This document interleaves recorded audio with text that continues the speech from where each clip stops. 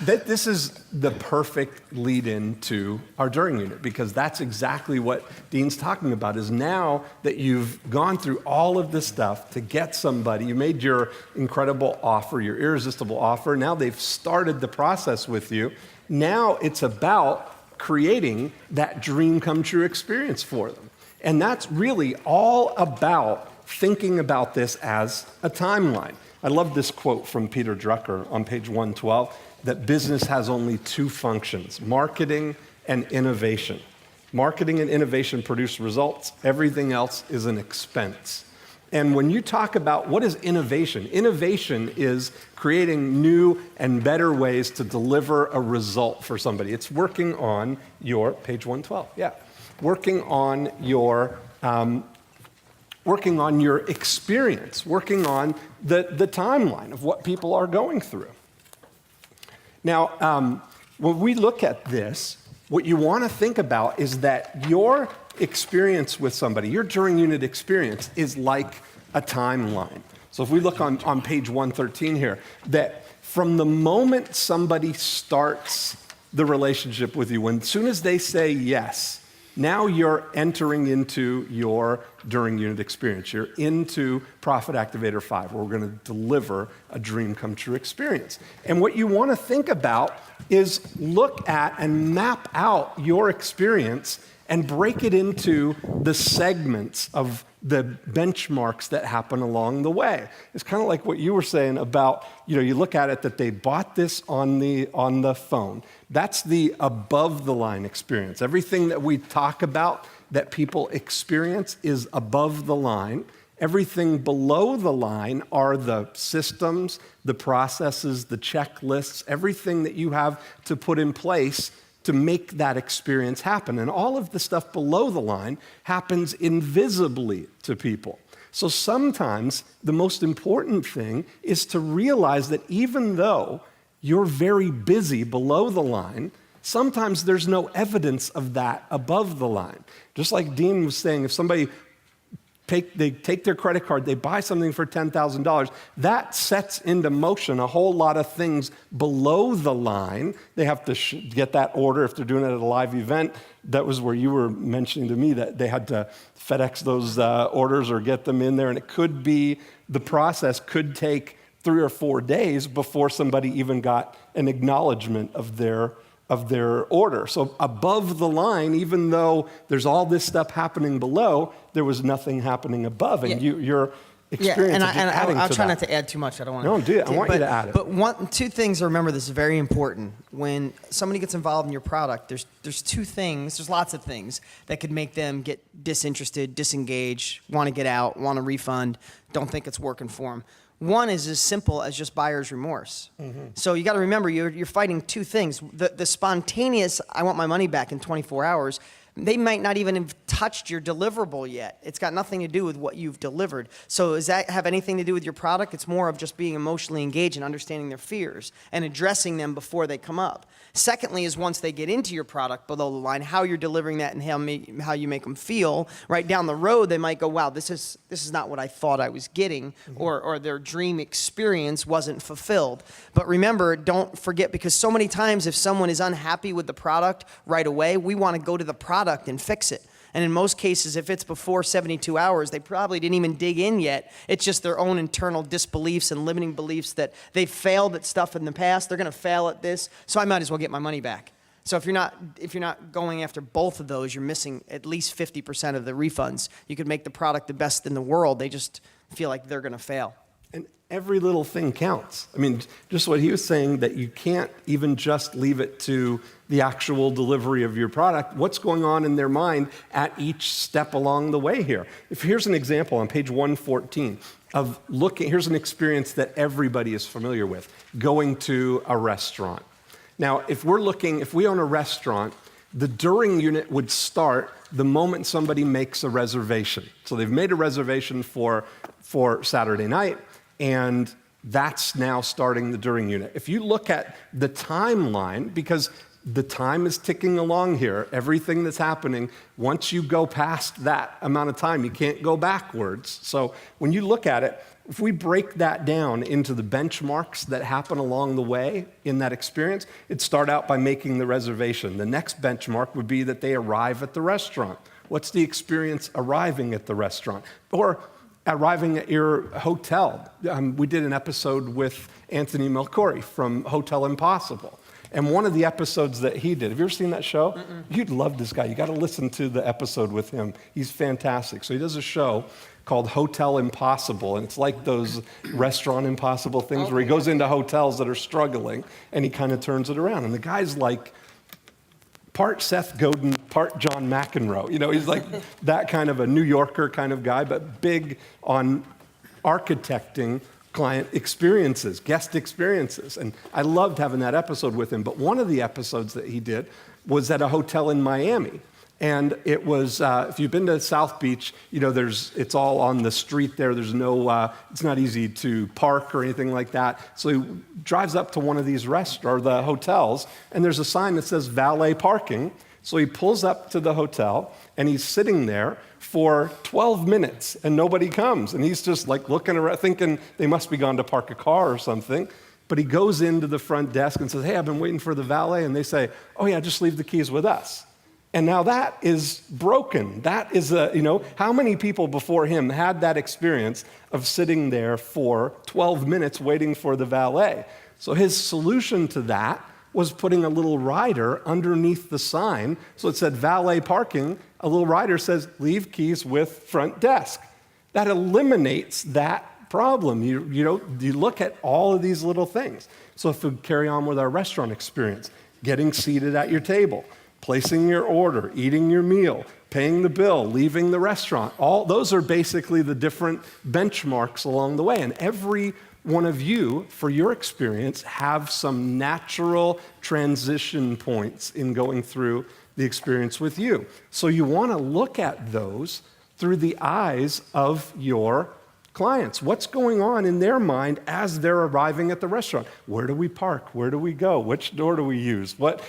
Can you eliminate any unclarity? Because what you want is, in order for people to feel confident and comfortable enough to refer you, they have to have a dream experience all the way through, because they want to refer things that they know that their friends are going to have a great experience too. So you're playing a bigger game now than just get them their meal, get them the check, and get them out. If you look at everything about your during unit is broken into some core objectives, which is the number one thing that you're offering, the main thing that you're doing. Let me give you an example. On page, here's our page with a breakdown of all of the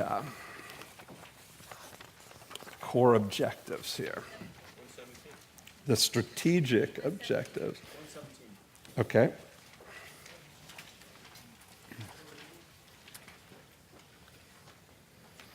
Um, 117. Oh, there we go. Okay. So if we look at this, whatever it is that the result that somebody is buying from you, that somebody is paying for, your core objective of your during unit is to get them that result. So if we use our lakefront home seller example, the core objective is to get the house sold for top dollar as fast as we can without any hassles. That's the core objective. But if we really think about this, every time you're doing a transaction with somebody, you've got the opportunity to introduce some strategic objectives there too that you're presented with because you're doing business with them. So if I look at it, if I'm selling somebody's lakefront house, I've also got at least 4 strategic objectives that I could reach, which is to find the buyer for that house. But that's not going to happen unless I orchestrate something to make it happen. To find a buyer who's going to buy another house is a strategic objective. To get the next listing around that one when I sell it, because NAR says that there's a good chance that in the next 30 days, 1 or 2 of the 50 people around that house are going to list their house after that one sells. Another strategic objective might be to get a referral from the seller. So if I look at those, if my core objective of getting that house sold is going to pay a $10,000 commission, if I add in those strategic objectives of finding the buyer, finding another buyer, getting another listing, getting a referral, if I reach all 4 of those, that's an additional $40,000 that I have the opportunity to get because of doing business in that one thing. It's just like if you left it, like most infomercial sellers, they buy the book and then you disappear. That's the end of the opportunity. You know, the other thing that I saw, especially when I went through with did you ever see anybody see the show Undercover Boss? Yeah, It's a pretty cool show, great. right? I Yeah. love that show. Yeah. You know, here's the thing. You know how most of them get embarrassed when they see some of the processes and things going on with their company? You need to allow yourself to get embarrassed when what happens if people do business with you. Because what happens is we get if you're a carpet cleaner and you know you clean carpet the best of anybody on the planet, and then someone complains, the feeling internally is like, they'd complain about anything. And what I would urge everybody to do, no matter what you do, is go through your deliverable or go through what you offer people with a fresh set of eyes, or let someone else with a fresh set of eyes who's not tarnished, not somebody in your company who's also bought into what you do. Because the other thing too is you have to realize if somebody's new and it's the first time entering your business, your product, your service, what are they made to feel after they're sold? Especially if you hire a really kick-ass copywriter who's brilliant and that's their job to get people to come in. Sometimes, anybody ever have copy that not really match what you're delivering? Right? So you don't realize you're setting expectations up here, and then when someone complains about it, you're like, oh, that person just wants everything. No, they just want what that badass copy that someone wrote said, right? So what I'd urge everybody to do is, no matter if you have one employee, no employees, you're just working for yourself, or you're a huge company, is go through every process that a client could. Because when I did this, and I literally just did this a couple months ago, I'm telling you, I found little things that made me sick to my stomach that a client was missed, or they'd spend a big bunch of money with us, and the time it processed, nobody called them back for 48 hours. Or an email went out, and there was emails going out from different parts of our company. So they'd start getting emails from Dean Graziosi, and then they'd get one with a totally different name, totally different feel, and it was an HTML email, not the typical ones I sent, and there just wasn't consistency. And I'd say, my God, if I was that person, I'd be like, wow, is this a different company? Did I get scammed? Is this really Dean selling me this product? So when I went through and found all these tiny little inconsistencies and little gaps that I feel like, hey, I'd bail right here. I wouldn't be committed, or I don't want to use that person to sell my house, because once they got me to sign and list my house with them, now I haven't heard from them in 2 weeks. Just go through like you're an undercover boss, and don't be afraid to be embarrassed and critique your own stuff. I love it. And looking at those experiences, looking at that too, you have the opportunity to identify, how can I add value to this experience? How can I offer them something additional? How can I make it even easier for them to get the result, even faster for them to get the result, or the ability for them to get more of the result? And so you look at I continue with the restaurant example because everybody's familiar with it. So if you look at that timeline, and the core objective, get somebody in, get them their food, they enjoy the meal, they pay, and they leave. That's the core objective being reached there. But if you look at it, at every level, there are opportunities to increase the value that you're adding, increase the average ticket that somebody's going to spend when they go there. If you had a restaurant and you think it through, what could be some of the strategic objectives that you could have as a restaurant owner? If you look at each of these experiences, it could be a strategic objective to make sure that everybody that dines with you, that you get their contact information.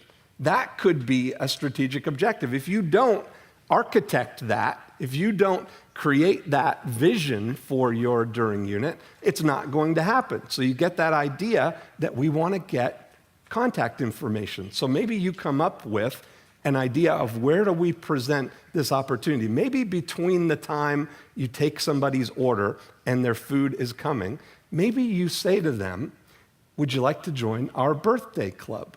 If you join our birthday club, you get to celebrate your birthday tonight, and you get a $20 gift card on your birthday. Here's the information for that. And you have them right on the table. People can put in their name, their email address, and their birthday, and they get some kind of a brownie or something as a dessert tonight. And you measure out of 100 people who go through your restaurant, how many of them do you get their contact information with? And you set that up as a process that now happens every time somebody comes.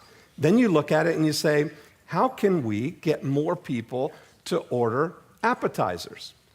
And maybe that's an opportunity, a strategic objective as a restaurant owner. So you start, you've still got the birthday process in place here, but now you think and present a way of highlighting one of your appetizers or suggesting one of your appetizers, that's the kind of thing that would increase the number of people out of 100 that order an appetizer. Same thing with dessert. Same thing with ordering wine with dinner, or a better wine with dinner, or a more expensive meal if you have a special on something. And you look at it that over time, adding all these little things on top of each other, layering that experience, and you're not going to make it all happen at once. You focus on one thing, make that happen, and then layer it on top of that. And over time, it wouldn't be unusual for you to at least double the value of somebody coming to your restaurant. If you add in the lifetime value of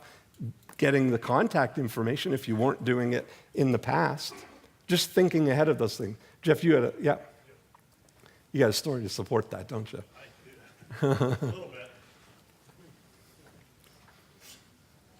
bit. First of all, Dean, every conference I've been to in the last 2 years, you've been. So there's nobody, I know you guys all love your clients more than anything.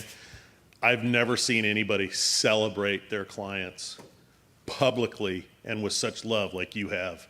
Thank you. And it's just awesome. The weekly wisdom is, awesome. So what I do when I go in and we're doing a cutting, we're showing some new items so a restaurant will, to see, hey, is this something we want to use? And we're all sitting in the back of the kitchen, and everybody's that works for the restaurant, and fat ass me are standing there going, yeah, this is really good. And all of a sudden, I'll just go, hey, let's go get some other people. And they're like, what do you mean? I go, let's go find some customers. And let's bring them back here. And now all of a sudden, involving them in your R&D process, that is showing that you, one, respect them, but two, guaranteed those people feel not like they're an appreciated customer. At that point, they feel like they're a part owner in that restaurant. And it is just really getting so deep in that relationship that's saying, you're more than just somebody coming in here and that I appreciate. You're part of my business. And what you do is really important. And it can be really informal, just like, hey, what do you think of this new thing? And going out there and really involving your customers with your next strategic objective and getting them on the phone. And literally, can you imagine if you're a Dean Graziosi client and all of a sudden he calls up, he goes, hey, I was thinking about doing this thing. What do you think? You just be like, holy crap, just look who called me. The guy that's on the TV all the time. And so it's just involving your customer in your business that way goes so deep and so sustainable and so permanent. I just wanted to add that. Can I say something about Jeff too? Because you can tell he lacks enthusiasm, right? He just doesn't really seem to bring a lot of energy to the things he says and stuff. No, and see, what's cool is I think one of the reasons Jeff's had a tremendous amount of success with the marketing is for one, he's enthusiastic about it. And his company's great. I do business with his company. I buy food from his company. They're great. And there's that Kekich credo, which I've always loved, which is kind of funny, but it's enthusiasm covers many deficiencies. And if you suck it, because how many of you know people that are so enthusiastic, they're really good at selling, but they're good in the before unit, but the during and after kind of sucks once they got, No, not about you. And so, when it comes to hype, the distinction I always love is that, hype used unethically is lying, misleading, exaggerating, basically bullshitting people about what you're selling, like you're talking about with copy, some copy that doesn't quite deliver. Hype used ethically is massive enthusiasm for what you're selling. And really improving the marketing in a lot of ways is just becoming more interested in what you're doing, becoming concerned about your clients. Robin talked about the 3 little smiley faces. I'll draw them on the little thing up here on a flip chart. But, the 3 experiences that someone are going to have with your company. They're going to be unhappy, they're going to be satisfied, or they're going to be happy. And if you don't put someone into the smiley face category, they can frown, they can have a straight face, like, oh, I got exactly what I expected, or they're smiling, they're not going to give you referrals, they're not going to brag about you, and so you need to strive to exceed expectations. Like, Dean is the first New York Times best-selling author to ever have a 24-hour free recorded message on the cover of his book. So as soon as someone got his book, they could call and listen to a free recorded message from Dean, congratulating them on not only buying the book, but sharing with them what they're going to get out of the book, and he could get them directly connect to his office and buy something, or to opt in right from the cover of a book before they even read any of the book. And so, those are involvement mechanisms, and he's taken that to such different levels, and it's a process. Because every day he's keep thinking about how do you throw that camp in the prospect's head. So, I've definitely evolved to where I would bet to say 50% of my, I'm absolutely down the middle. 50% of my time is new customer acquisition. The other 50% is how to make just totally insanely satisfied, loving clients. And it never was a 50-50. It is now. And my business, this is the best year I've ever had. And I would say it's definitely that thought process, because again, everybody in here wouldn't be here if you didn't love what you want to offer people. But it takes more than that. It's you got to, from ethically bribing to understanding their mindset, understanding their fears of after the purchase. You guys are all here to know marketing. Just think of the after purchase as just your next phase of marketing, Fantastic. And that's the thing. When we move into, the during unit, the core of your during unit, you're delivering a dream come true experience, and then providing after sale service. As soon as that transaction ends, most people, that's where it ends. Next, they go and find somebody else to work with. They've reached that core objective. But providing after-sale service extends that timeline beyond where people would expect it to end. They think that they gave you the money, they think they had the experience, and then it's over. But you're playing a bigger game now. What if you had a core driving thought of what would it take for your clients to fall in love with you? If you hear people say, I love my chiropractor, or I love my dentist, or whatever service provider they have, what would it take for people to feel that about you? What would that take? And so much of it is just knowing what is happening after the transaction is over, because that's what really shows that you care. As soon anything that you do between the time that somebody says, let's go, and the time that they give you the money, you give them the stuff, and the transaction is over, they're thinking that's that umbrella that you're getting paid for this. But after that's over, every little thing you do in addition to that is like saying, I really care about you.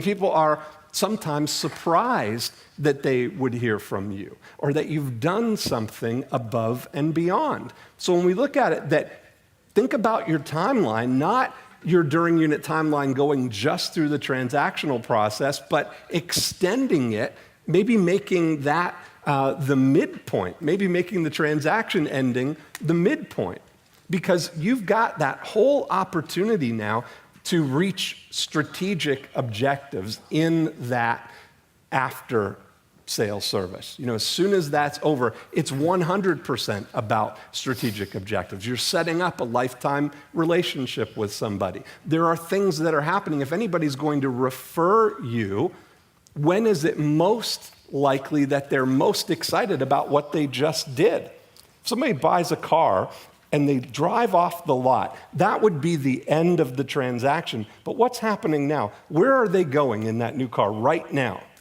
They're going to their friend's house to pick them up. They're on the cell phone. Hey, I'm coming by. I just got the new car. I want to go for a ride. They're going to their friends. They're going to their family. They're pulling in their driveway. The neighbors are going to see it, and they're all going to come. They're going to get out of the car. Everybody's looking around. They might polish it up a little. They go in the house, and they're looking out the window at it. They're going on Facebook and saying, hey, we just got our new car. All of those things are the most exciting time. They're going to be talking about it. They're going to be sharing that. And if you think, if they're going on Facebook, what if you just took one thing where you know that's what's going to happen?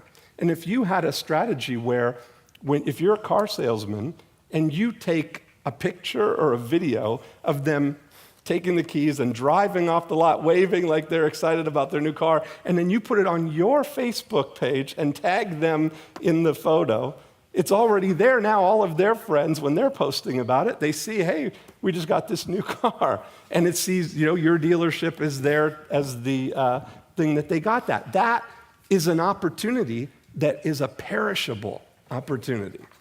If you don't take that picture or take that video the moment that they drive off the lot, you're never going to get the chance to do that again.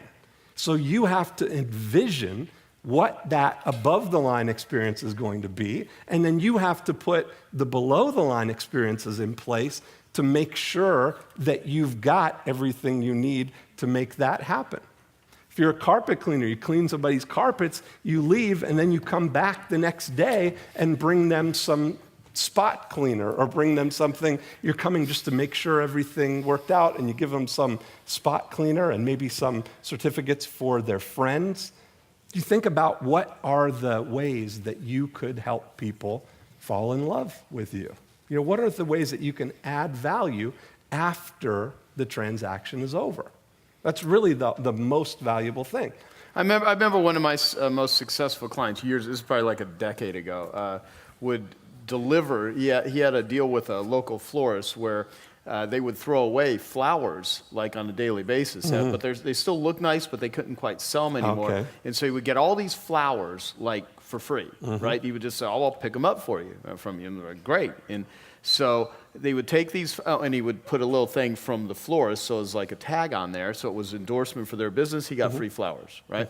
And then he would have the technicians would deliver the flowers to the house the day after they cleaned the carpets. And if the people weren't home, they would just leave at the doorstep saying thank you. And so someone wrote into Clean Facts magazine, which is one of the magazines I would run ads in and write for, and I still do actually. We put articles in there on a regular basis, and saying how stupid it is. How could anyone ever deliver flowers to someone? Give me a break. Just literally it's like, and this guy had this really successful business doing something as simple as delivering flowers, and it's when and what I've always told cleaners, making money in carpet cleaning has very little to do with sucking dirt out of carpet. It's all of the other stuff, but it's where you fixate on. So. Anyway, that's it. That wasn't really profound. I don't think it is. It's pretty profound. No, I mean, but that was a process. You guys could have got that 1 minute of your life back, and it would have been. If I can have it back, I'll take it. Yeah. That's funny. That was awesome. That's really good. Yeah. Let me tell you a worse one. Okay, no, I'm kidding. But that flower situation, that had to be systemated. Somebody had to have that vision that this is what we're going to do, and that this is how it's going to happen. You talked to, where's Annette at? Where'd Annette go? Len? Yeah, Len. Where is she? Oh, she's back there somewhere? Where is she?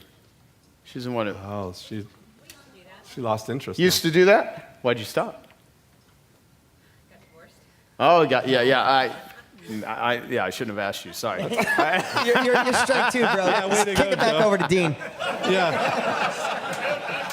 That's good. Yeah. Oh my God. So anyway, all right. Back to strategic objectives. I don't even know why I say anything. It's still, the results still show up good. I should just sit here, shut up, let you guys do all the work, and I'll still make as much money. I mean, it's just. It's a great idea. We made just a ton of just to try to bring some validation to what I was saying earlier. Okay. He's running in the Yeah, audience. that's it. What I was going to say is that we did that in the company that I used to own, and we had it delivered actually, Yeah. and we were able to go in just going, this is how many jobs we do per month, and we negotiated a rate, and we would get calls from women that never got flowers from their husbands ever again.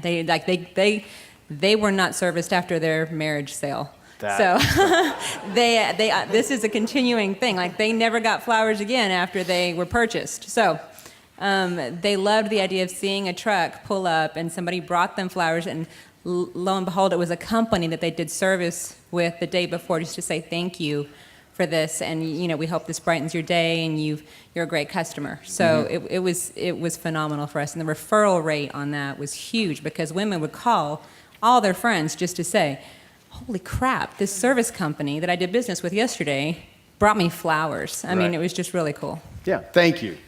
See, guys? See, there you go. That's really good.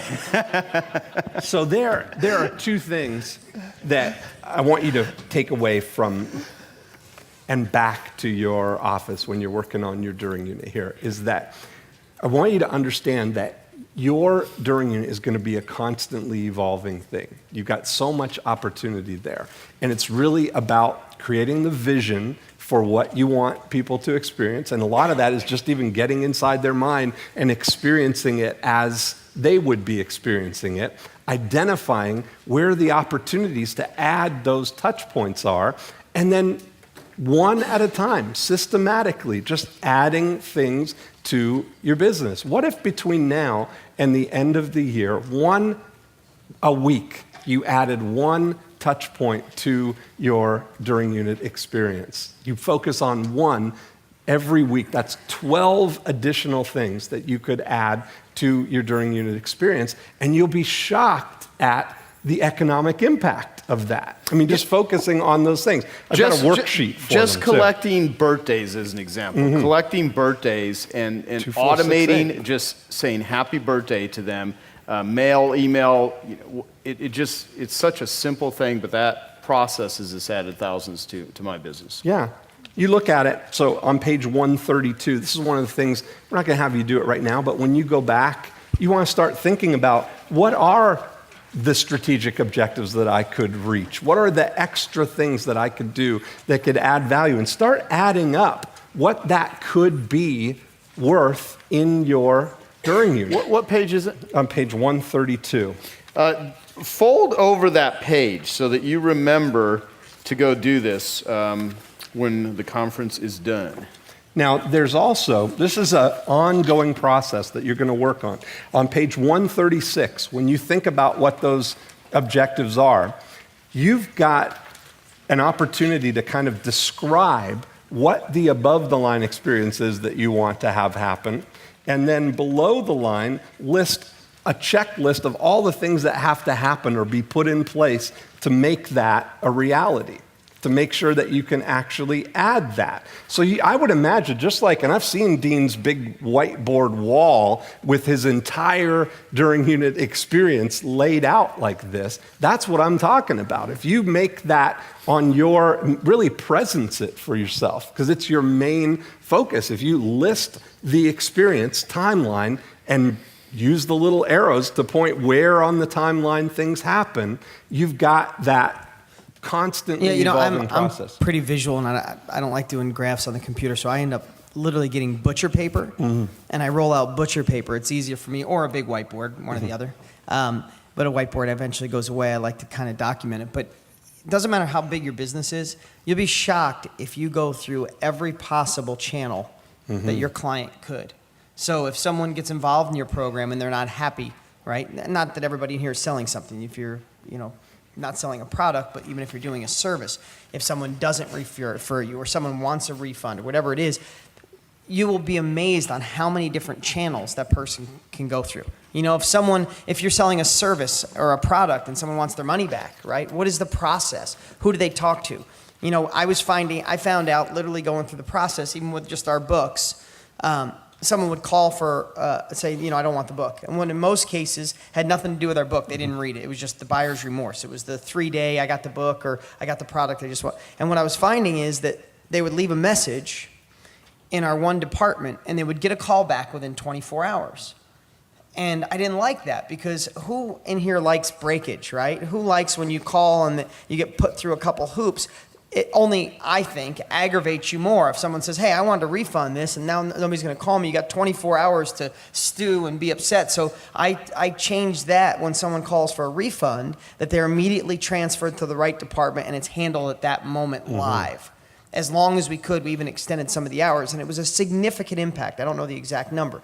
But it's these tiny little things as you grow that you'll find that every opportunity that a client has working with you, there's several different paths they can take. Map out each path and make sure there's no holes, right? And then the thing is, what you realize as the first phase might be finding the holes. The second phase is sometimes people want to pay to go faster. Some people want to pay $19 for a book. Some people want to pay $5,000 for coaching. Some people want to pay more and have a coach come to their house. Right? Some people want to buy turnkey properties from us. Everybody has a different level of speed and how fast they want to go. And as long as you close all the loopholes, you close all the holes, make them feel amazing, you're never pushing them into something they don't want to buy. But if they want to buy from you, you surely better be ready to give them more stuff. Right? Can I have you speak to something too? Because one thing about you, which is really important with anyone, take Eben Pagan, anyone that really has success with this stuff is speed of implementation. Yeah. I mean, when you hear an idea, you jump on it. This is the thing, like the free recorded message. We had that discussion in the very first 25K meeting ever. Yeah. He had all these thousands of books that were going to get printed the next day. Yeah, that day. That day? Stop the printer. And he literally made a phone call during break and said, no, we're going to change the cover, and put a free recorded message on there. Then that time we were at my house talking about flip videos. Yeah. And the next day you FedEx flip videos to your top students telling them to, shoot a video. I mean, you just take action on stuff immediately. And that's one of the, what could you speak to that? Because here, how much result someone's going to get has a lot to do with, just, you said the 5-star idea, taking it and just running with it. And people that that are constantly stuck in paralysis by analysis are always thinking shit through, and they're like, oh, I should put this together, or I should do that, and then they never get around to it, and then they wonder why they're not having success. I mean, how many people in here have employees? Okay, so how many people, when you go home and you meet with your team and you're jacked on the ideas you have, they're going to look at you and go, oh my God, they went to another conference. Yeah. Just lay low for about a week. Just and it'll lay all low. blow over. Yeah, exactly. Just nod and say that's amazing for a week, and you won't hear anything, right? Here's what I'd say. If you have that, how many in here had an aha moment that you have to put in your company? There's a couple that didn't, Joe. You better. No, I'm just kidding. They're either too stupid, too lazy, don't give a damn. What I'd say, I've always had that gut instinct. You guys wouldn't be in business if you didn't have a gut instinct that doesn't always work, but like a baseball player, if we hit 300, we're doing really well in business, because the 3 out of 7 that we hit can be, that runs a business, right? So what I'd say is, what I do personally, when I hear something that I know I just do it. Like, I don't overthink it. Sometimes I don't want, I want to sell my team on it, but I don't want to miss those opportunities. Like Joe, when flip cameras, everybody know, if you work with Joe, you know what flip cameras are, because he's always had them. But when literally the week they came out, you got one at Costco. You invited me over for dinner. You're like, look at these cameras. They're cool. We were at his kitchen table looking at them. And that was probably 4 or 5 years ago, right? Maybe 6 years ago. 6 years ago. So we're at his kitchen table. I'm like, damn, I'm going to do a contest. And I said, I want to get home video for my next infomercial. This all happened at this dinner. I'm like, the hell with the overproduced, in the studio, people with makeup on. I said, I want to get home video of shaky camera, dog in the background, kid in the back seat kind of stuff. So we brainstormed at dinner. That next day, I stopped my staff. We went to Costco, bought 50 of them. I said, look up our top 50 students. I wrote up a 1-page letter of what I wanted from them. And my whole goal was, I said, I want to send out these 50 flip phones, these flip cameras, FedEx at 4 o'clock. That's the goal. So we worked all day, got the names, verified what they said, and created a cool letter, sent that out. And my next infomercial had, anybody see the infomercial with all home shaky video camera stuff? That's from sitting in his, and literally they went out the next day, and I gave them all a 30-day time limit. And I ran a contest that called me the Send Me Away Dean contest. They send their videos, we let the students judge, and they end up, they get to win a week's vacation paid by me, right? Anyway, we thought that whole thing up, and I knew it was such a good idea, like some of the ideas you guys know, and I just didn't want anything to derail me. So I made it happen that next day, and it was transformational. Yeah, and here we are, like, a few weeks later, you take a conversation we have about it, like national television all over the world, on TV, footage that came from that idea. And the thing is, when people see how much business you've done, and the reason is you're talking about the Me unit, Dean not only is really good at selling, one of the best on television salespeople you'll ever see in your life, he's persuasive, but he's persuasive to himself. He sells himself.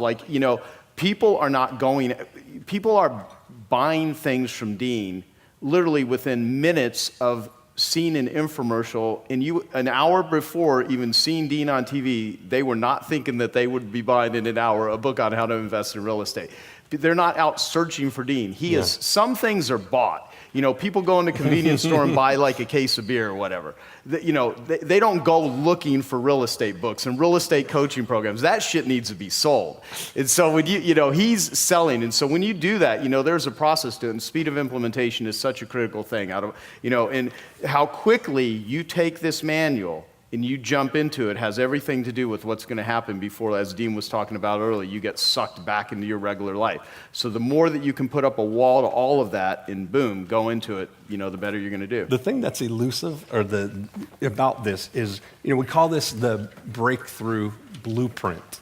And I said on the first day that this is the breakthrough blueprint, not the incremental improvement blueprint. These are breakthrough ideas that we're sharing with you here. But the second word is that it's the blueprint. How many of you realize that you can put all you want in this notebook? You can put all the ideas, all the plans, but you still have to get out your hammer and build the actual experience that people are having. You still have to implement all of this stuff. So, important, very important. That's what I'm trying to say. Yeah. Exactly. What do you think about that? I think it's great. So, what else do we need to share with him in this section? Anything? How many got a couple of ideas for your during unit? Of course. Yeah, let's take 5 minutes of questions, and then and after we hit 5 minutes, we're done. So first people up to the mic get to ask Dean Graziosi a question. My answer is going to be send flowers to your clients. That's it. That's it. Every day. Hey, cool. I heard you on the podcast. I do electronic security, and in the podcast you mentioned that your sister was involved in burglar alarms. Dude, was that not an awesome episode with Dean? That was an awesome How many of you heard our episode with Dean? It was killer. It's one of our highest rated ones. We put you in our iPad magazine, too. Nice. Yeah. Really? Am I getting any checks for that or no? Yeah. No, just kidding. My attention, of course, was gravitated right to my industry when you said that. So Yeah. It sounded like you had 2 or 3 ideas right off the top. So I was wondering For that industry? Yeah, for the alarm. No, security. the reason I share my sister's story is because a prophet's never welcome in their hometown, right? So my sister, when her business was doing, and she's done really well for herself. I'm really proud of my sister. We neither one of us came from money, and we had that crazy father. You know what I mean? So she's done extremely well. She's one of the biggest in Williamsburg, Virginia. I think they're the biggest in that area. But I remember when she wanted to take her business to the next level, and she talked to me, and everything I shared with her was basically marketing. And my sister, a couple of times, I'm her little brother. She was like, "Oh, but you don't know electronics." I'm like, "Paula, no, I don't, but I know marketing, right?" And which took me years to get to her, is to understand that marketing if you are passionate about what you do, everybody in here is doing something different. Understanding what your client needs, all these fundamental principles that these guys are teaching, it doesn't matter what industry you're in. My sister still will go to 3 conventions a year on what's the latest technology in her industry and 0 marketing events. Mm-hmm.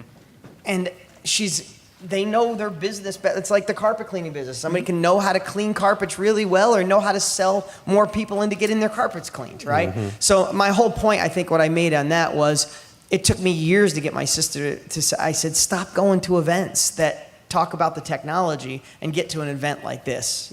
So that was kind of that's why I usually bring up my sister's story, but I don't have anything in particular. The one thing I did do is they do home security too, right? And they love the monitoring accounts, but when they do electronics, they don't have any monitoring. So it took me literally 3 years to convince her to create a continuity program based around the electronics, where they're VIP clients. They get upgrades cheaper. They're known first. They get notified before anybody else with new technology. They get a service contract. And she told me for 3 years it didn't work. And then when she plugged it in, I all of a sudden got really smart because it's doing well for her. Yeah, I mean, fundamentals, consumer awareness guide, free recorded message, having a process that's completely different than the typical way that they get estimates or quotes, things like that. Yeah, I mean. I literally gave her your The Nightingale program? Yeah. Yeah. Yeah, she. No. Probably didn't listen to it, huh? Yeah, if you would have had Santa. I should have charged her. She would have. No shit. No, that is it. Exactly. If people don't pay, they don't pay attention. Love the video with your son. You guys were going thanks. bowling. That was awesome. Just with regard to a couple things. One is, I don't know how old you are, man, but you've been around for a while. I've seen you on TV for a lot of years. 77. Yeah, right? What do you do to take care of yourself? A little bit about that, but then also, too, what's the day in the life of Dean to run? What does it look like from getting up, exercise, family? Obviously, I know your family's important. Yeah, family's really important. Business. How do you run that all? I exercise every morning at like 5:30. It's the only time I can fit it in because I like to be there. And so for me, there's a lot of nights I can't come home to be with my kids because I'm working late, but I don't want to miss it. So I made this morning routine. So I go to the gym from 5:30 to about 6:30 or 5 to 6. I come home, I cook my kids breakfast every morning, and I do this like 2 hours every morning. I got them to be early risers, so my wife really loves the fact that my kids get up at 6:05 or 6:30 every morning. Right. But we have an amazing morning and set the day, and that's cool. So that's my lifestyle with the family. You know what as I grew, and I'd love to say it was all by design, but I just found myself, and I've formed strategic partnerships with people that have unique abilities. Like 2 years ago, the live event business tanked. And everybody, it's a very secular industry, and all these people that were the biggest were out of business. And I said, well, if everybody's out, there was almost $1 billion I added up. I'm just going to tell you the story really quick because it's something to think about. Almost $1 billion of industry leaders in the live event world teaching stocks or real estate or how to make money online were gone. So I said, wow, this is the perfect time. I want to jump in. I even called my media buyer, and my media buyer said, oh, you're nuts. Live event business is dead. I'm like, well, that means that's my time to jump in. Fortunately, we jumped in, but I didn't want to start a whole new company. So I partnered up with a guy that ran a publicly traded live event company, made a strategic partnership with him and said, let me do what I do. I love to educate, and I know I can sell. I can put the asses in seats, and I'll provide the best education on the planet, but I don't want to run the day-to-day. I gave a big piece of the business up, but that company's doing insanely well. So that wasn't done on purpose. When I first started in this business, I tried to run it all, and I had a company with 100 employees, and my unique ability faded away, and I became a babysitter and a manager and a president of a company, and I was the first one there and the last one to leave. I wore that as a badge of honor. I did what everybody thought was supposed to be right, and what I realized is if I work within my unique ability, I could afford to hire other people to do those things. So I'm really big right now. It's like my little office has 10 people in it. There's hundreds of people on my brand, but I don't run any of them. I just find people with amazing talent, give them probably a bigger piece than anybody else would, and I don't worry about it. I just provide what I do good. Awesome. Very cool. Thank you. You're welcome. Hey, Dean, how are you? Good. So obviously, you've learned a lot in the years you've been in business, and I'm sure there's a lot of stuff that you know now that you wish you knew 15 years ago or 20 years ago. So for people who are in the early stages of their business, just getting things together and just starting to sort of see that growth happen, if I handed you a briefcase with $1 million and I said, what's the best advice that you could give to somebody in that stage of the business? Do you have a sense of what that would be? Yeah, I'd say go deep, not sideways.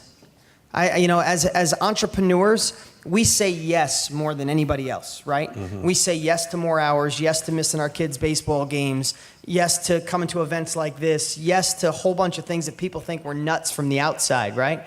So as entrepreneurs, there's this I've been dealing with this probably a lot for the last 5 years. I've been very structured on it the last 2, and my income has gone up significantly because of it. As entrepreneurs, we're so used to saying, yes, I'll do it. Yeah, I'll take care of that, right? If you want something done, who do you ask? The busiest person you know, or you just do it yourself, right? So we're yes, yes, yes, yes, yes. And then what I realized is we cross over this threshold where the only way to go from where you are to where you want to go is to say no to mostly everything. Right? But how do you do that? You're this entrepreneur who said yes to everything your whole life, and now all of a sudden you got to turn down all the shine. How many people in here besides Joe love shiny new objects? Right? Oh, I love this. Oh, look at that. Right? So the advice I'd give is learn to say no. Like if you know what your core business is, go deeper on it. Like so many times, I used to think when I first started in business that I didn't want to leave any money on the table. Ever hear anybody say that? I feel like I'm leaving this money all over. Then all of a sudden you focus on like, I picture the leaves on the tree and you're forgetting the trunk that's going to make that tree grow. So I'd say go deep, focus on the trunk, say no to everything and everybody, and just make what you do amazing. Awesome. Thank you. That's great. Thank you. This was really awesome. I have a question. I do tours in New York City, and the only way a business like mine can survive is if you work with partners that sell tickets to your event. Now I find I also have ticket sellers. So I do the marketing. People come to my website. The moment they click to buy the ticket, they go to the ticket seller's website. I lose all control. So people think they're doing business with my ticket seller, not with me. And all the emails that go out is under the branding of my ticket seller. I have several partnerships like that. So how do I control all the different touch points that are So away you from my business? gave them permission. They're affiliates of yours, correct? No, if they provide the phone service, they sell the tickets, the credit card processing. So if I don't do that, I have to set up my own system that's much more expensive. Gotcha. So they're out marketing you, is what you're saying? No, my branding is their branding, and that just helps them sell more, not me. Right, but they're getting in front of you, is what you're saying, right? So instead of them finding your site, they're finding channels with your brand. No, they come to my site, so I have their logo on my site because it's a trusted seller. So it's like when you, let's say, buy something in Amazon, then it goes away from your site and it's all in Amazon that you're buying the ticket, none of your own. I don't know. So she's saying she sells tickets, but she doesn't process the orders herself. Okay. She partners with somebody like, say, Amazon. Gotcha. You're advertising your book on Amazon, or your book. Gotcha. Click here to buy it on Amazon. They go to Amazon and buy it, and now she doesn't have that experience with It's them. like when you buy your ticket, you go to Expedia, you buy your plane ticket. Then there's all the different offers. You want a Broadway show, you want a I hotel. gotcha. I see. So I'm like one of those. Right, so how hard would it be for you to set up your own processing? And Probably a lot more than what I'm paying all the different ticket vendors right now, because they have a different market reach that I don't have. So it's easier to work with them because it brings my clients, but at the same time, it's a different set of problems I get from that. yeah, I'm usually not stumped. I'm not sure. It depends on how much of your business comes from those relationships compared to direct to you. That I honestly cannot say, because since from the beginning, I sold the tickets with them. So some of my ticket relationships, I can see my Google Analytics, what's going on. Others just don't have that. Yeah, sell twice as many tickets. What's that? I was going to say, could you opt in? Could you have people opt in before they go to your... No, because some of it, I'm sorry I asked the question, because it's a spaghetti. I'd love to see it. I'm intrigued now. I'd love to see the process because I'm not quite sure I understand it totally. And you just want to have the ability to have that client come to you so you can offer more products and services or and something bond with under the my client. own branding that I can better control than the client experience. You know because what my clients are confused. Who is their provider? Here's what I would say, because I don't know if there's, you got to think this through. You really should sign up for the $5,000 thing that me and Dean are going to do. And then we'll put you on the hot seat, because that's what it's going to be. It's going to be more of a consultation versus like a seminar sort of thing. And, based on a couple things that you said, it's either the frustrations and the irks are where the breakthrough is, but it's all the raw material, like Dan says. all the things that seem to oppose your goals are actually the raw material needed to achieve them. But you really need to put yourself in a state of mind, go through the question you're asking here is really, you have the answer for it, but the questions will bring it out of you. Thomas Edison said, if I had if I had an hour to solve a problem, I'd spend 55 minutes on coming up with the right answer, and, right question, and 5 minutes on the answer. You have all the answers in this book here and on the Breakthrough Blueprint. You need to go deep with them, because what's happening is a lot of these things are coming up like, these big obstacles, and then you're getting yourself into this mental state of all these things. But there's a lot of innovative ideas. Look, you want a multi-million-dollar idea that I'm never going to do this. I was with Renee in Chicago a couple weeks ago. We went on these red tour bus things. We go up on top. It was actually kind of cool because we were drunk as hell. No, I'm kidding. We were not. Didn't have a single drink. I'm just saying that for a fact. It was funny. So we go up on these buses, and like 2 stops, there were so many people that literally we were waiting there, and like we couldn't get up on the bus. I'm sitting there going, this is bullshit. I'm waiting, and I'm Joe Polish. I don't wait for shit, right? And so...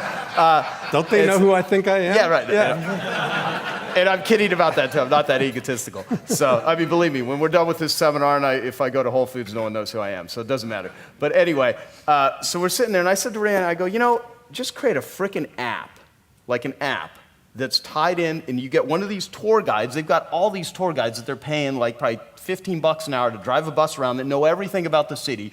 You get one of them, you pay them like a couple $100, and you just walk around the city with them in a car for like 2 hours and have them do the same freaking tour there. You put it into a voice thing, you build it into a maps with their voice, and people in their cars could get the app, and they drive around and are personally having a computer telling them where everything is. It's a fucking multi-million-dollar idea.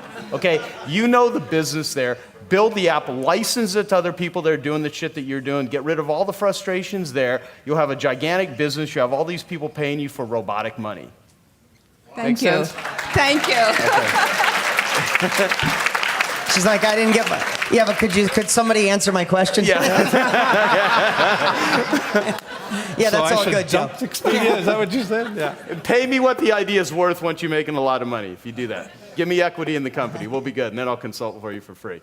All right. Dean, thanks for being here. My name is Matt. I work with Yield Performance. We're an athletic education company. So it's really nice to have someone in that educational, informational industry to listen to and hear from. And I've heard you 2 or 3 times now, and I want to go back to the idea of, we talked about it early in your presentation here, of your membership program, your $300 a month continuity.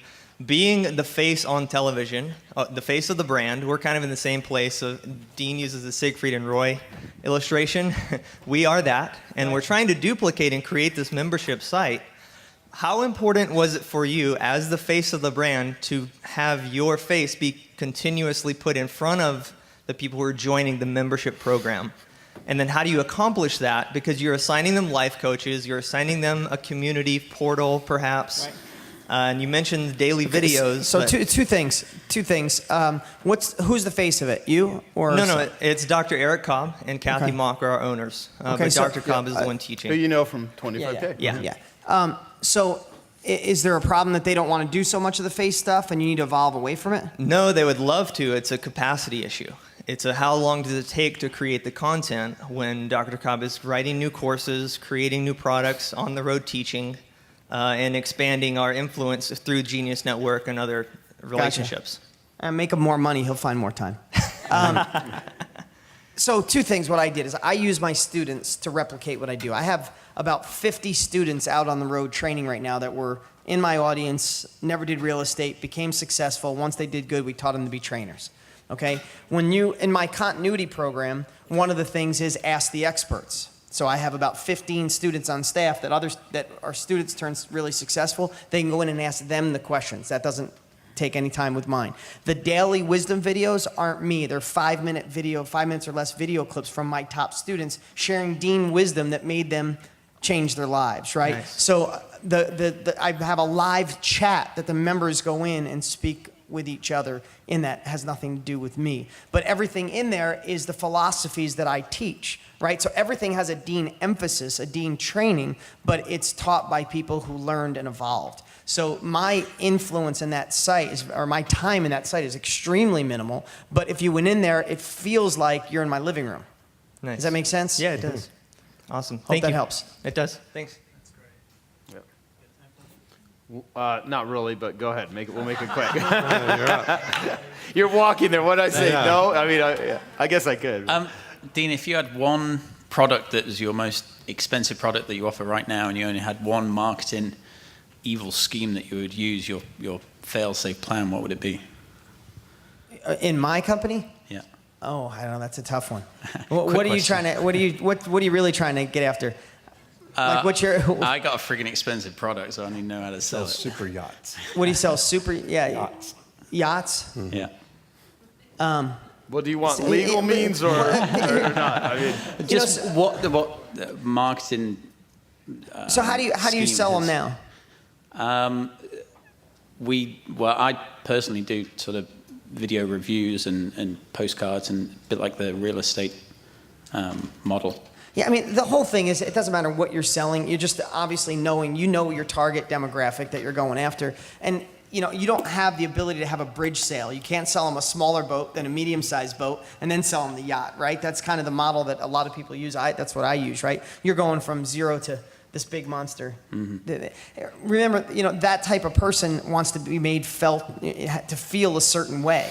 Right, I see so many people that are trying to sell higher end homes with a low end home mindset. Right, it's so my whole advice in 3 minutes, right? Because it's not a hot seat, and I see we're over time by a few minutes already. Is just sell the experience, and whether it's video, whatever it is, get people engaged on the experience, on how you make them feel.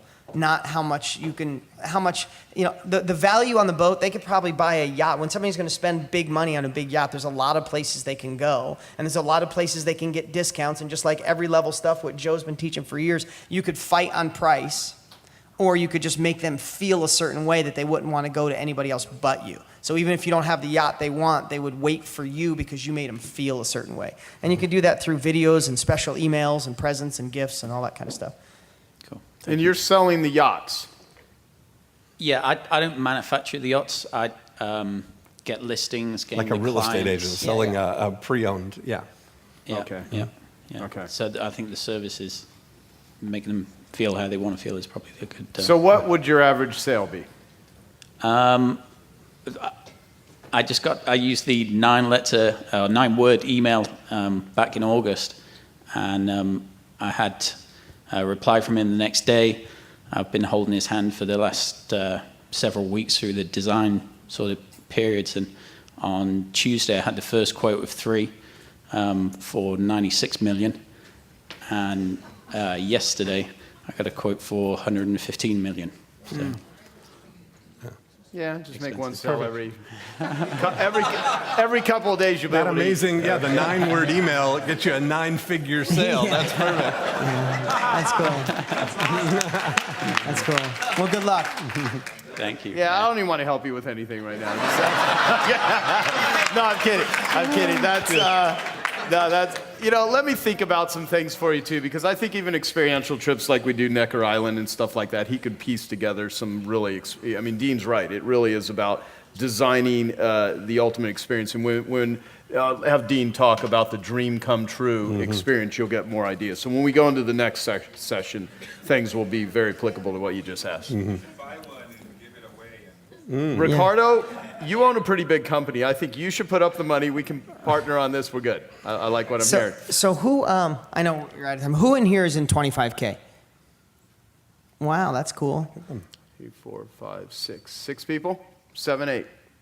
8 people in 25K. Anybody in here thinking of being in 25K? Mm-hmm. Is it the price? It's 25K. It's Remember Harvey McCabe? Are they Bruno You put Molly's? the price right in the name. Your shoes, are they Bruno Molly's? They're nice. Yes, They're they fancy, are. aren't they? I have I've a been pair of looking at those. them all day. How much did you pay for them? I don't know. $9. Really? Okay. No, I'm kidding. I don't remember. They're pretty nice boots, aren't they? I like them, yeah. Yeah. I went through a boot phase. Did you? So that's it's why the I only knew. pair of boots I have. Now I'm into New York boot company. let me show you this stuff. Yeah, exactly. Oh, really? No, This Joe. is what you get for 25K. You get your toenail painted with a smiley face on that. See that shit? See, now I'm really creeped out because I'm this close to this. Now he's going to pitch my. You're going to say something about my 25K? Yeah, group. no, I feel obligated. You know what I said before? Really, that just threw everything off. I don't know if I don't know if I have anything left. Like a momentum killer. Yeah, that's perfect. Well, as a bet years ago, It was a bet with Eunice. She's like, I bet you won't get a smiley face painted on your toe. Oh, man. Is that how And I she was said like, it? really? Yeah, so, no, not just like that. But so we're at this, pedicure place. Because I think, dudes that won't get pedicures are this kind of homophobic or something. I don't know. But anyway, so she bets me. Actually, Chrissy was with her too.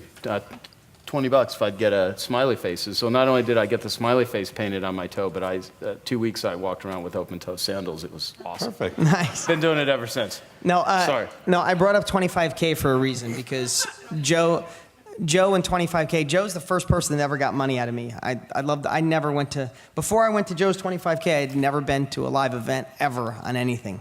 I didn't even know that all these smart people were out there you could learn from. Thought I had to figure it out all on my own. But 25K, the reason I brought it up is because, like I said earlier, that when I'm on camera or I'm on stage, I feel obligated to get people to engage in my program. And I wouldn't feel right if I didn't share. If you're thinking about joining 25K, if it's a fit, if it makes sense for your business, there's no other group that, for me, that I would be involved with. I think I was one of your first person. I met you because of Dan Cushell in the background. Yep. I think I was one of the first people to cut you a check. Yep, you and Robin Robbins and a handful of other people. Yeah, no, absolutely. And Dean's been in the group ever since. And the cool thing about it, I don't want 25K to be known for me. I want it to be the people that are actually in the group. And it is the highest level mastermind group in the world for direct response marketers. And the talent in that room. And Dean, when he comes to these meetings, you see how much he actually gives. Do you feel like he really just gave a lot? They tried to hold some back? You spend 6 years in rooms with guys like Dean talking about what they're doing. And we don't just talk marketing. We talk about every freaking challenge that you can encounter because Dean is an industry transformer. And Dean is the top real estate training guy in the world. In the last decade, I don't think anyone's even come close to selling as many books, doing what it is you've done, made more millionaires in that industry than you. And so, 25K is just a lot of the smartest people. You know what I like about it? It's not a place to go get more ideas. Listen, everybody in here has so many ideas we can't even get to. It's how to maximize the opportunities that are right in front of you. Right? It's how to get crystal clear strategies that are working from people that are doing it. I've gotten ideas, I know for a fact I've gotten ideas that transformed or came out of 25K that have made me millions of dollars. And that's great to stay, and that's a wonderful testimonial. But as busy as I get, every time 25K comes around, I'm like, man, this is a crazy month. I can't take those 2 days. And I'm like, no way. That's what got me here. There's no way I can't take those those couple of days. And there's sometimes I don't learn. There's sometimes I don't go there to learn anything. I go there just to give because I just got done with a campaign that did insanely well, and I just want to go there and share all of it. But there's never a time I don't leave and go, oh my God, thank God I did, because look what I got out of this. So I'll just urge anybody, because I'd be doing you a disservice if you're thinking about joining 25K. Do it. Who's really close to joining? Raise your hand. Just one person. The rest of you are just two people. 3. Rest of you are just tire kickers? And they didn't like my toe. Yeah, I was right. Over the edge. No, so I'll make a deal with you, Joe. I was going to do this for you anyway. If anybody joins while you're here at the conference, join 25K. You've been asking me to do this for a while. The next 25K that you guys go to, I'll do a half a day intimate just mastermind, whether it's 2 people or 5 people. I'll spend a half a day with you guys the day before. And just so you guys, I'm not saying this I never do consulting because I can't. There's just not enough time. But just last week, I got offered $50,000 for the day if I'd spend at a company, and unfortunately, I had to turn it down just because my schedule's insane. And I'm not saying that to try to put a major sales pitch, but I would be doing you a disservice. If you're on the fence of joining 25K, I would say it's helped me transform my business. You're around other ethical people. The thing I like, too, is everybody in the group are people that want to change lives and get paid well to do it. So that's my pitch for Joe, because I'm sure he wasn't going to pitch it, or maybe you were. No, I wasn't going to do a hard pitch for 25K. No, well, I'll do it. I'll do it for you. So if you guys join, matter of fact, has anybody joined 25K, or you haven't even offered anybody? Here, I think we've had 1 person join so far. Okay, so I'll make a deal. If you need 4 people, if 4 of you join before the end of this conference today, I'll do a half a day with you guys. There's only 4. That means you'll get a couple hours of just I'm picking my brain. If you think that's valuable, then join 25K. If you don't, I'm going to be really embarrassed that not 4 of you join. Awesome. And you're welcome to stay for the next session, too, if you'd like. You just cost me $100,000 by sitting here for the last hour. Thank you, dude. Thank you so much. And, You guys taking a break? yeah, well, and Thank you. And what I'll say, we do have forms in the back for a thing that and I know some people need to go to the airport, so I'm going to say this right now. Right on the tail end, see, this is a mistake. Right at the tail end of one offer, you don't make a secondary one, but I know some people need to leave, and everyone's been asking about like platinum. And so I thought I've made it clear. Thank you. Give Dean a hand. Everybody. Thank you, dude. Yeah. Thank See you. you, dude. Thank you. All right, man. Yeah, you know, and what's cool is that Dean met Dan Sullivan in Strategic Coach, and then Dean ended up joining Strategic Coach. So the 2 areas where Dean actually goes. In 25K, you mean? Oh, I mean, Yeah. yeah, he met Dan Sullivan and Babs are members of the 25K group. Right.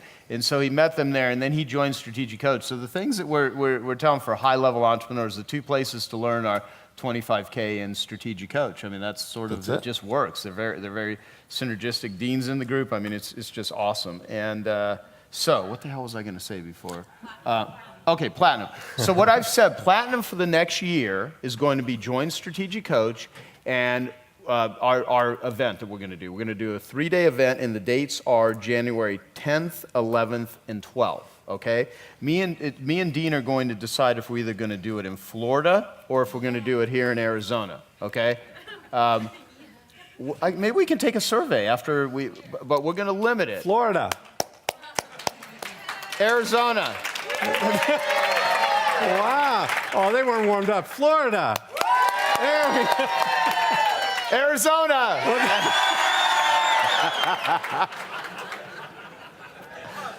What the hell, man? I'm telling you, dude. This is great. All right, so yeah. So here's the thing. So for platinum members, we do not want to abandon platinum members. We don't want to abandon any of our clients. We do. You know, we want our audience. What we want we want the very best things for you and for us. Okay, a lot of this has to do. We want to work with players. I don't want to work with non-players. I want to work with people that are really serious. And as I keep moving things up, we're going to move things up. Okay, and so the way that we want platinum to look for the next year's joint strategic coach. We've never tried anything like this before. We think it's going to be a massive transformative shift. If you're brand new to this, first time you've been to a conference like this, we're not doing another one next year.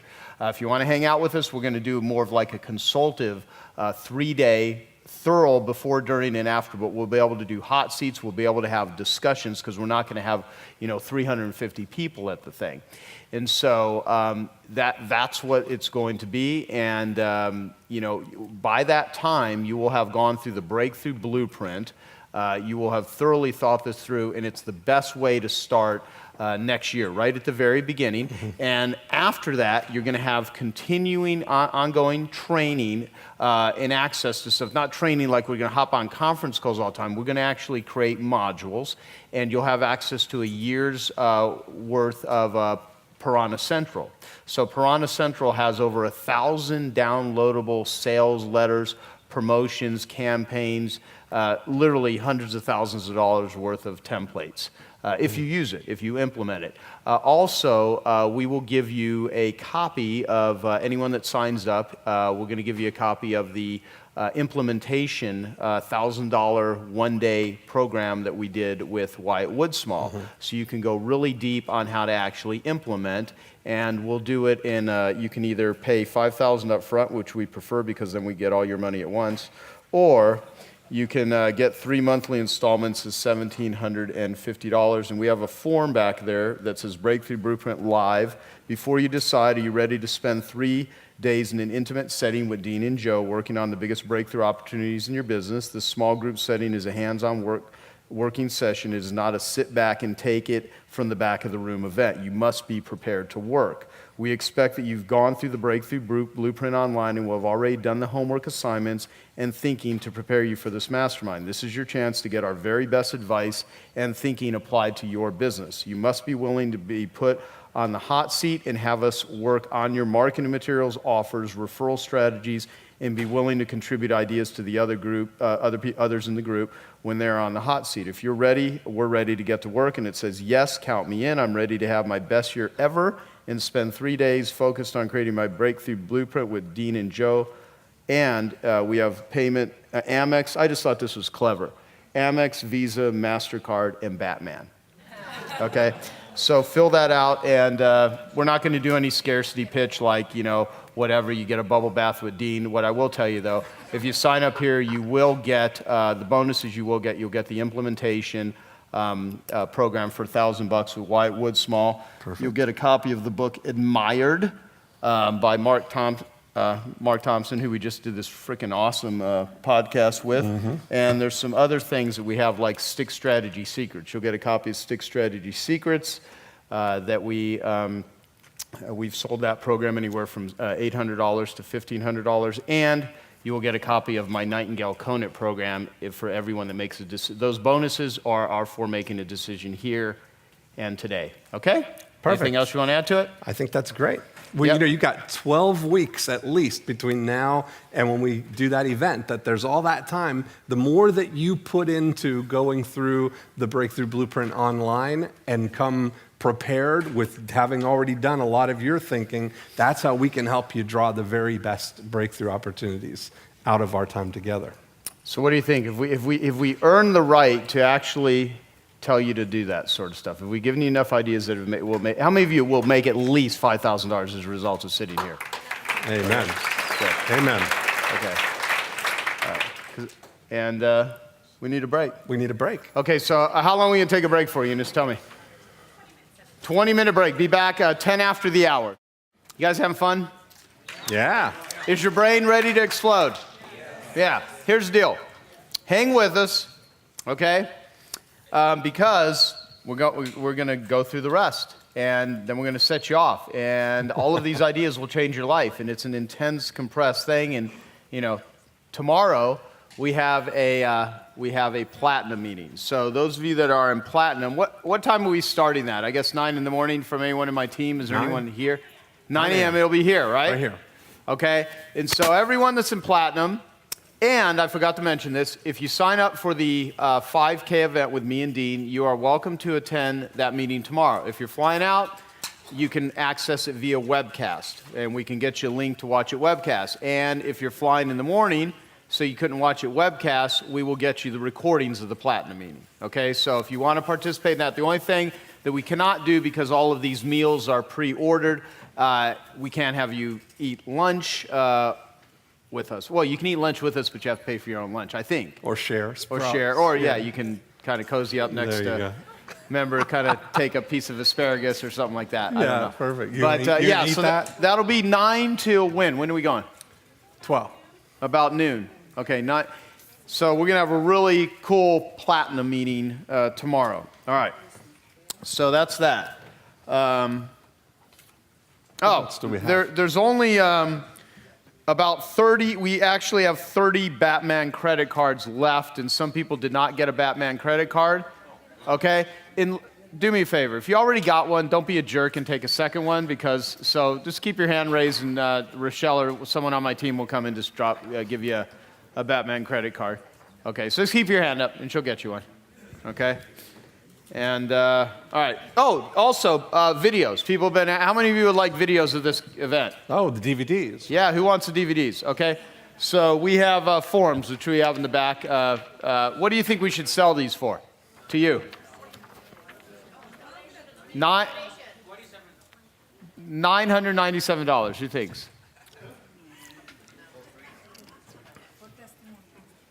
You hear that? Yes. No.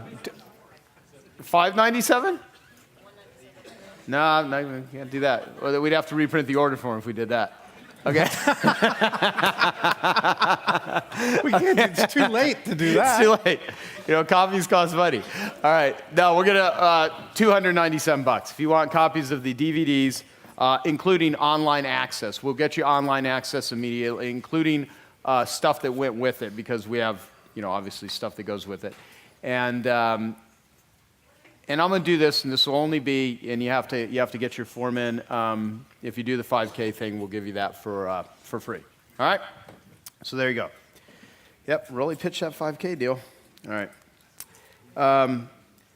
Let me tell you about a very smart dude by the name of David Jensen, who I'm going to ask to come up in just a second.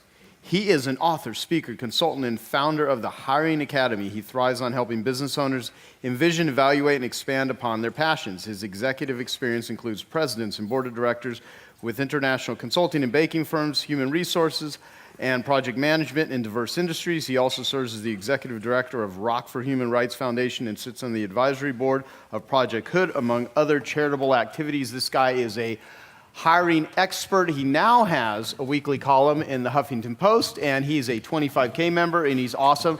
And I'm going to ask him to come up for just a couple of minutes and tell you about how to become very skilled in hiring the right people. How many of you think that would be a really useful thing to know how to do? Amen. Give it up for David Jensen. He wrote a book called The Naked Interview, Hiring Without Regret. Okay, how you doing, man? What's up? Doing great. Awesome. Oh, yeah, let me give you a mic. Sorry. Because I talk really low, you may not hear me. No, I'm kidding. How's everybody doing? Good. Awesome. I got a take from Sean Stevenson, and I think we need like a 2-minute dance party, right? Everyone's got to boom, boom, boom. Can we have a little music? Really? Come on. You know what's so funny? Come on, participation! Where's Renee when I need her to sing? I'm getting off the stage. I'm going to be embarrassed. All right, that's enough. No. Before I embarrass myself more, we'll just end cycle on that. I don't know what the hell that was all about. I don't know what that was about. Sorry about that. So I did just land a weekly column in the Huffington Post, and I absolutely positively cannot thank anyone besides this guy right here, Joe Polish. Thank you. 25K Club. It's awesome. Thank you. Thank you. Went to 10K New York City, got to meet Ariana Huffington herself, told her I got a great idea for an article for or a series for your paper called The Hiring Guru.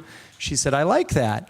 And then I never heard from her assistant, never heard from anybody else. The crickets were creaking. And so I applied a 25K idea from Joe Polish, which was send him a FedEx.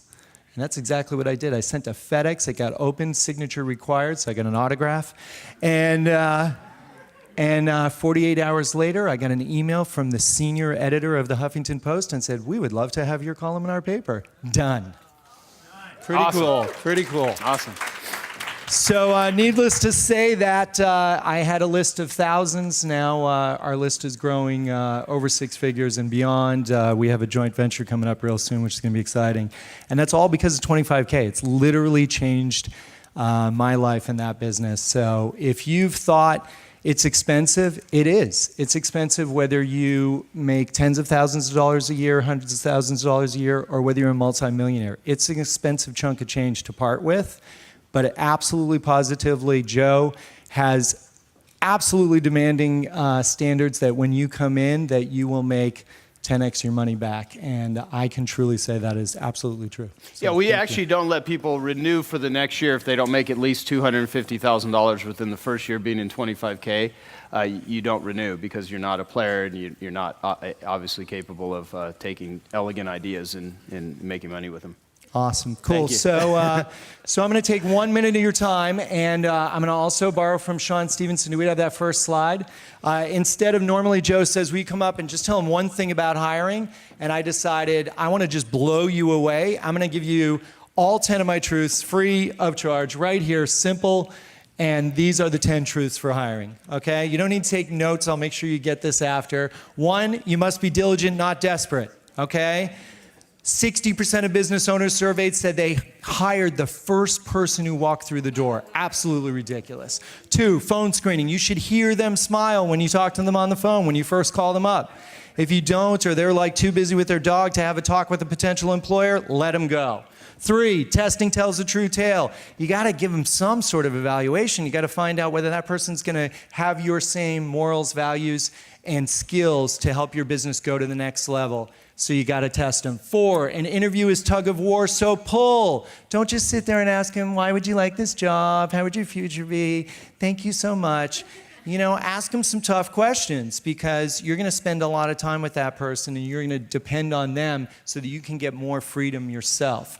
5, creative questions, get the answers you really want. Don't just ask them silly questions like, how would you make a peanut butter and jelly sandwich? Or, take out the trash. Ask them deep questions about your industry, your field, and the expertise that you want them to bring to the table. 6, the tour isn't show and tell, it's watch and listen. Take them around your company. Let them meet your staff. Have them interact with them. You can learn so much about a person when you bring them around your company. But if you're just spending the whole time going, yeah, and this is a screen here, and this is Joe, and this is Dean over here, and these are the speakers, you're not paying attention to the person that you're looking at bringing into your group, right? 7, trust your gut feeling. A vast majority of the employers I've interviewed, I say, after they had to fire someone, I say, when did you know? They say, the first time I met them. Every single time you get that gut feeling, you have that uncomfortable feeling because of the way they kind of, rubbed their face, or they did, something uncomfortable, or they said something that was a little odd, and you said, well, I can overlook that because their resume is really good. Don't not trust your gut. 8, personality is found second time around. I'm in the banking industry. I have a company that profits over $20 million a year. In credit card industry, we do $2.5 billion of processing. I'm really blessed to be on the board of directors of that company and grow it every year consistently. And I can tell you, I've interviewed guys in a full 3-piece suit, and I've just said, by the way, I'm going to have you come back on Friday, for one other, follow-up. I've had 40% of those people show up in sneakers and jeans like they own the place because they figured the first interview was it, they got the job, that's it. That professionalism and lack of professionalism in the second interview lost them the job every single time. So bring candidates back. You got to grill the references. People get worried about grilling the references, and there's a false idea going around. How many people think it's illegal when you call an HR department, is it illegal for that employer to tell you something negative about the guy who used to work for them? How many people think that that's illegal? It's a rampant idea. It's not illegal. That's an old wives' tale. You've got to ask them the key questions to pull from them, how did that guy really do at his last employment? And 10, selection and hire should be easy. Realize you're going to spend more hours a day if you work as many hours as some of us guys do, 12, 14, 16 hours a day. You're going to spend more time with that person that you bring on board in your company than you are with your own spouse, your own family. And they're the key to you actually being able to move over and start spending more hours with your spouse and your family. Does that make sense? Mm-hmm. So you want to make sure you do a real thorough job with that, okay? So that's all 10 truths. Everybody can have my book for free because I really want to continue to blow you away. So the entire book is yours for free, okay? Write that down. Free book at hiringacademy.com. Send me an email. You'll get back a PDF download of the book, and you can read not just the 10 truths, but 10 steps to go through the hiring process. My personal story, which includes why I decided to go into the field of hiring after being successful in business, and I want to serve others till the day I die. I just want my gravestone to say he helped, because there's a lot of business owners. You guys apply these marketing tips, you're going to expand your businesses, you're going to need to hire employees, and then step away and succeed with your families. Okay? Thank you for your time. Awesome, dude. Thank you so much. Thank you. Thank you.